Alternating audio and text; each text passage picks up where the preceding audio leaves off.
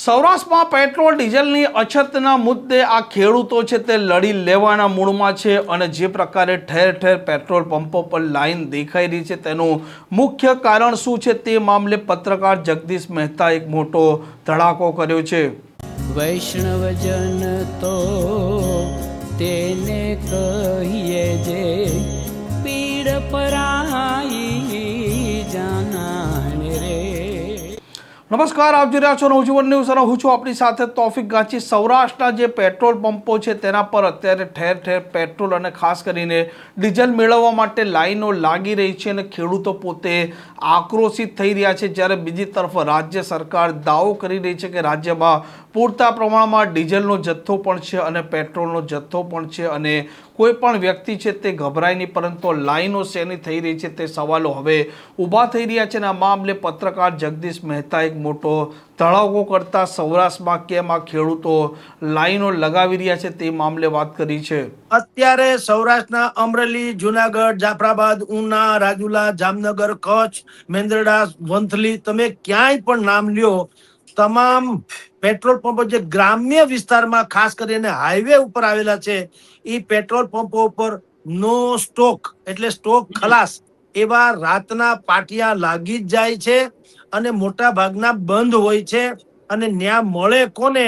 જેના છેડા અડે, જેને બુદ્ધિપૂર્વક કઈ કોન્ટેક્ટ હોય એવા લોકોને થોડું ઘણું મળી જાય, પણ બાકીને મળતું નથી। આ એક વાત હકીકત છે। સરકાર ભલે કે જોઈએ એટલો પુરવઠો છે, પણ હવે એ ન્યાથી રિલીઝ થતો હોય, સરકાર લેવલે કદાચ રિલીઝ થતો હોય, પણ પેટ્રોલ પંપે પહોંચ્યા પછીથી એનું શું થાય રાજા રામ જાણે। હવે રાજા રામ જાણે નહીં, પણ હું તમને કહું એમાં શું થશે એ કહું છું, શું થઈ રહ્યું છે। અત્યાર સુધીમાં લીટરે 3-4 રૂપિયા ભાવ વધી ગયો ડીઝલ પેટ્રોલમાં, બિલકુલ। અને હજી ઓઇલ કંપનીઓ કે છે કે અમારે 28 રૂપિયાની નુકસાની જાય છે લીટરે, 28 રૂપીસ લીટરે।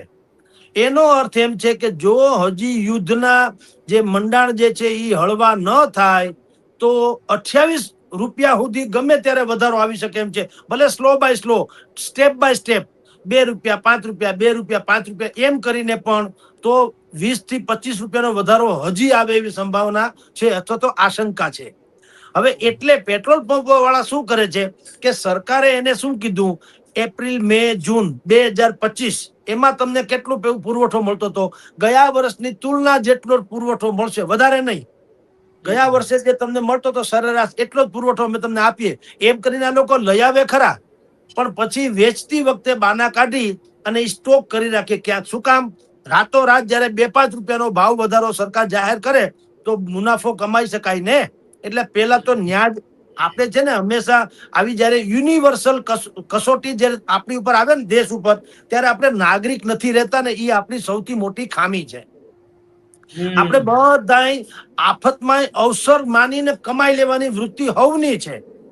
અત્યારે પેટ્રોલ પંપો વાળાની મેં તમને વાત કરી કે પૂરતો જથ્થો હોય તો પણ એ જથ્થાને સંગ્રહી રાખવો અને 5-10 રૂપિયાનો ભાવ વધારો થાય ત્યારે આપણે એમાંથી કમાઈ લેવું। આ ગણતરીને કારણે એક તો પેલા અછત છે, નંબર 1।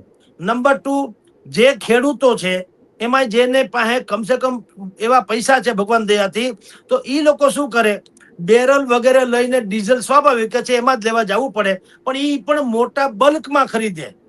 એને એમ થાય કે ન કરે નારાયણ યુદ્ધ લંબાય અને પેટ્રોલ પંપમાં આવી કાં તો 5-6 કિલોમીટર લાંબી લાઈન હોય એટલે 5-6 કલાક જાય પેટ્રોલ પુરાવામાં અને એ લિમિટ માત્રામાં મળે, 1000-2000 નું મળે। એના કરતા આપણી પાસે પૈસા છે તો હાલો 5 રૂપિયા ઇધર ઉધર, પણ મોટો જથ્થો આપણે લઈ લઈએ એટલે એક સંગ્રહખોરી પણ થઈ। એટલે મેં તમને પેટ્રોલ પંપો વાળાએ જેમ કમાણીની વાત છે તો જે માલેતુદાર ખેડૂતો છે એને સંગ્રહખોરીની વાત છે। આ બેયનો નિચોડ તમે કરો તો જે સામાન્ય ખેડૂતો હોય, ગરીબ મધ્યમ વર્ગના અથવા તો જેને કહી શકાય કે બહુ સુખી ન હોય એવા, એ ખેડૂતોને પેટ્રોલ મળવું અતિ દુર્લભ થઈ ગયું। આ નંબર 1, એના મેં કારણો કીધા। હવે આપને કહું છું પ્રોબ્લેમ શું છે। અત્યારે હવે ચોમાસું આવવું થઈ રહ્યું છે, મહિના દીની વાર છે પણ છતાંય આવવું ગણાય ને। અત્યારે ખેતરમાં આગોતરા વાવણીનો અત્યારે ટાઈમ ગણાય, એટલે કે જેના એને ઓરોણા પણ કહેવાય છે, ઓરોણા। હવે આગોતરું એટલે મગફળીનું વાવેતર મોટા ભાગે લોકો આગોતરું કરે. આગોતરું કોણ કરે? જેના કુવામાં પાણી હોય પણ હવે છેલ્લા સ્ટેપનું હોય, કારણ કે એકાદું પાણી પિયત આપી શકે પછી કુદરત વરસવાની હોય જૂનમાં, એટલે હાલે, એને આગોતરું કે. બાકી જેની પાસે કુવા નથી હોતા, બારાત ખેતર કહેવાય, બંજર, કે જે કુદરતના વરસાદ આધારિત, એ લોકો અત્યારે વાવેતર કરી ન શકે. પણ જેના કુવામાં તળિયામાં ભાઈ પાણી છે, એ લોકો અત્યારે એક પિયત કરી નાખે, એકાદા 2 પિયત, ત્યાં વળી એમ કે કુદરત વરસી જાય તો આખો પાક થઈ જાય, એને આગોતરું વાવેતર કહેવાય. એનો અત્યારે માહોલ છે. બીજું, જેની પાસે પાણી છે એમાં અત્યારે તલ, મગ, અડદ, બાજરો, મગફળી, એ તો બધું છે જ, એના વાવેતરની પણ વ્યવસ્થા છે. એટલે અત્યારે કિસાનોમાં ડીઝલનો એક તો અફડાતફડીનો માહોલ, એમાં ભાવ ગમે ત્યારે વધવાની સંભાવના, વધ્યા પણ ખરા. એટલે લોકો મોટો જથ્થો ખરીદવા માટે થઈને ઈધર ઉધર દોડી રહ્યા છે. એટલે મેં તમને જે બધા હાઈવેઝના અને શહેરોના નામ આપ્યા, ત્યાં તમામ પેટ્રોલ પંપો ઉપર લાંબી લાંબી લાઈનો તમને જોવા મળે છે. હવે ફૈઝનભાઈ, હવે તમે જુઓ મુશ્કેલી શું છે.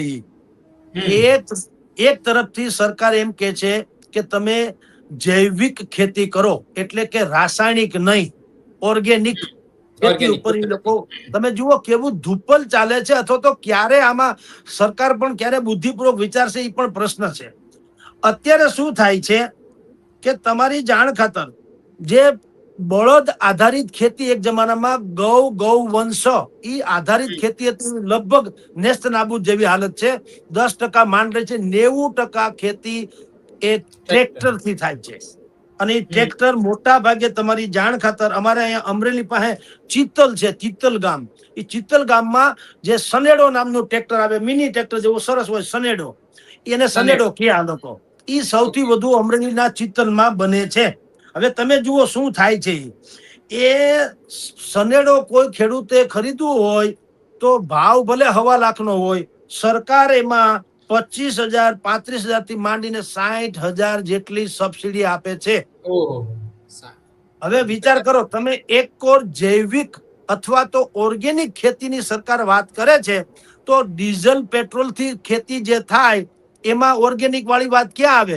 બળદ આધારિત ખેતી જો થાય તો બળદનું મૂત્ર, બળદના પોદળા, આ કઈ સનેડો છે એ પોદળા ન કરે, ઈ તો તમારી ઈ પ્રદૂષણ કરે, બીજું ન કરે.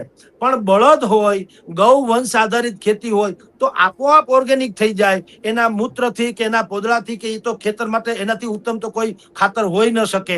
તો સરકારે જે ટ્રેક્ટરને સબસિડી આપે છે અત્યારે, એના કરતા જયારે અત્યારે બરાબર મોકો છે, એટલે કહું છું સરકાર પાસે, કારણ કે આવો મોકો ભૂતકાળમાં ક્યારે આવ્યો નતો, શાયદ ભવિષ્યમાં નહીં આવે, કે તમારી પાસે ડીઝલના પણ હવે રેશનિંગ કરવું પડે એવી પરિસ્થિતિ થઈ ગઈ. 7-12 એ વન કાઇન્ડ ઓફ રેશનિંગ જ છે. તો રેશનિંગ જેવી હાલત થઈ ગઈ તો તમે કહી શકો કે ભાઈ અત્યાર સુધી ઠીક છે જે આલ્યું તે. હવે જે બળદ આધારિત ખેતી કરે એને અમે લોકો ડીઝલ વધુ આપશું, અથવા તો સબસિડી આપશું. જેમ ટ્રેક્ટરમાં સબસિડી આપીએ એમ બળદમાં સબસિડી આપે. જો આ રામબાણ ઇલાજ કહું છું, જો સરકાર આવું કરે તો તમારી જાણતા આખો ગુજરાત અથવા તો દેશનો ઇતિહાસ સમૂચો પલટા જાય. કારણ કે ઓર્ગેનિક જે પેદાશો છે એની અત્યારે ડિમાન્ડ ભયંકર છે. ઓર્ગેનિકના નામે કેટલાક ધુપ્પલ ચાલે એ જવા દો, પણ ગુજરાતના રાજ્યપાલ જે છે આચાર્ય દેવવ્રત, એ સ્વયં ઓર્ગેનિક ખેતીના પ્રણેતા છે. આના જેવો કોઈ રાજ્યપાલ આવ્યા નથી જેણે ઓર્ગેનિક ખેતીને આટલું પ્રાધાન્ય આપ્યું હોય. તો આટલી એક તો એ પણ વાત છે. અને અનેકો સૌરાષ્ટ્ર ગુજરાતમાં અનેક કિસાનો એવા છે જેણે ઓર્ગેનિક ખેતી અપનાવી છે. અને આપણે બધા, એટલે અહીંયા રાજકોટ સહિતના મોટા મોટા મલ્ટીનેશનલ જે શહેરો છે એમાં ઓર્ગેનિક મોલ ખુલ્યા છે. તો સરકાર ટ્રેક્ટરને સબસિડી આપે એવું બળદની ખેતી કરનારાને પણ જો આપે, બળદ દીઠ કોઈ પણ હિસાબે, તો 2 વસ્તુ થાય. ગૌવંશ બચે, ઓર્ગેનિક ખેતી થાય, બળદ રખડતા ભટકતા અટકે, અથવા તો કતલખાને જતા બંધ થાય. એટલે જીવ દયા પણ થાય ગૌવંશની રક્ષા પણ થાય, ખેતી ઓર્ગેનિક થાય અને પશુધન ન્યા હોવાને કારણે પોતે જે છે એ લોકોએ ઘરે રહેવું પડે. અત્યારે ટ્રેક્ટરને તમે પાર્ક કરીને 3 દી ફરવા જવું તો દીવ કે દુબઈ ફરવા જઈ શકો. બળદને પાર્ક કરીને જઈ ન શકાય. એને નિરણ નાખવી પડે, એને થોડુંક પલોટવા જવું પડે, એટલે હાલવા દેવા જવું પડે, એને પાણી પાવું પડે. ટૂંકમાં ઘરે એક માણસ તો અચૂક રહેવો જ જોઈએ. તો તમારા ગામડાએ હેરા ભર્યા રહે. આ હું જે તમને સુઝાવ આપું છું, હું તો ઈચ્છું ફૈઝાનભાઈ કે તમારી આ ચેનલ થ્રુ સરકાર સુધી આ વાત પહોંચે કે ભાઈ બળદની સબસિડી જાહેર કરો. તો અત્યારે શું છે, ગાયની સબસિડી છે. એક ગાય જે પાળે એને મહિને 900 રૂપિયા સરકાર આપે છે, એવું સાંભળ્યું છે. એમાં નિયમ તો એવો છે કે ઓર્ગેનિક ખેતી પાછી થતી હોય એવા લોકોને, આ પ્રાકૃતિક ખેતી કરતા હોય એને આપવાનું. પણ હવે ઈ કઈ કોઈ પાલન થતું નથી. એ તો ઠીક છે, ગાય હોય એટલે 900 રૂપિયા અત્યારે લોકો લઈ આવે છે. પણ અત્યારે શું થાય છે, એક તો તમે ટ્રેક્ટર આધારિત ખેતી છે, એ ખેતી કાયદેસર સેન્દ્રિય રહેતી નથી, રાસાયણિક થઈ ગઈ.